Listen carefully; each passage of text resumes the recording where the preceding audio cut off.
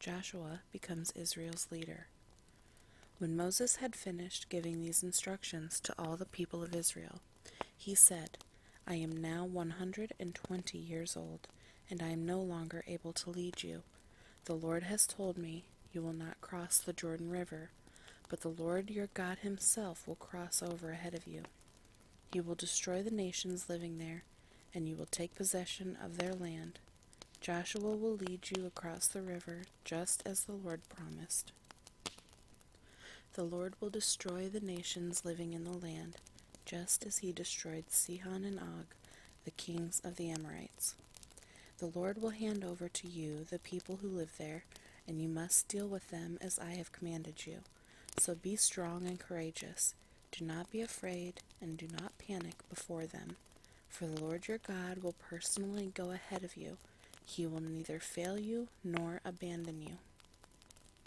Then Moses called for Joshua, and as all Israel watched, he said to him, Be strong and courageous, for you will lead these people into the land that the Lord swore to their ancestors he would give them. You are the one who will divide it among them as their grants of land. Do not be afraid or discouraged, for the Lord will personally go ahead of you. He will be with you. He will neither fail you nor abandon you. Public reading of the Book of Instruction.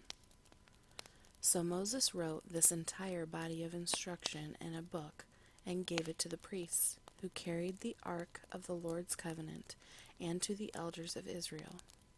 Then Moses gave them this command. At the end of every 7th year, the year of release, during the festival of shelters, you must read this book of instruction to all the people of Israel when they assemble before the Lord your God at the place he chooses. Call them all together, men, women, children, and the foreigners living in your towns, so they may hear this book of instruction and learn to fear the Lord your God and carefully obey all the terms of these instructions. Do this so that your children who have not known these instructions will hear them and will learn to fear the Lord your God. Do this as long as you live in the land you are crossing the Jordan to occupy. Israel's disobedience predicted. Then the Lord said to Moses, The time has come for you to die. Call Joshua and present yourselves at the tabernacle, so that I may commission him there. So Moses and Joshua went and presented themselves at the tabernacle, and the Lord appeared to them in a pillar of cloud that stood at the entrance to the sacred tent. The Lord said to Moses, You are about to die and join your ancestors. After you are gone, these people will begin to worship foreign gods, the gods of the land where they are going. They will abandon me and break my covenant that I have made with them. Then my anger will blaze forth against them.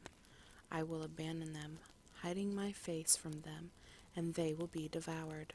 Terrible trouble will come down on them, and on that day they will say, These disasters have come down on us because God is no longer among us. At that time I will hide my face from them on account of all the evil they commit by worshiping other gods. So write down the words of this song and teach it to the people of Israel. Help them learn it, so it may serve as a witness for me against them. For I will bring them into the land I swore to give their ancestors, a land flowing with milk and honey. There they will become prosperous, eat all the food they want, and become fat. But they will begin to worship other gods. They will despise me and break my covenant. And when great disasters come down on them, this song will stand as evidence against them, for it will never be forgotten by their descendants. I know the intentions of these people, even now before they have entered the land I swore to give them. So that very day Moses wrote down the words of the song and taught it to the Israelites. Then the Lord commissioned Joshua son of Nun with these words, Be strong and courageous, for you must bring the people of Israel into the land I swore to give them. I will be with you. When Moses had finished writing this entire body of instruction in a book, he gave this command to the Levites who carried the ark of the Lord's covenant. Take this book of instruction and place it beside the ark of the covenant of the Lord your God, so it may remain there as a witness against the people of Israel. For I know how rebellious and stubborn you are. Even now, while I am still alive and am here with you, you have rebelled against the Lord. How much more rebellious will you be after my death? Now summon all the elders and officials of your tribes, so that I can speak to them directly and call heaven and earth to witness against them.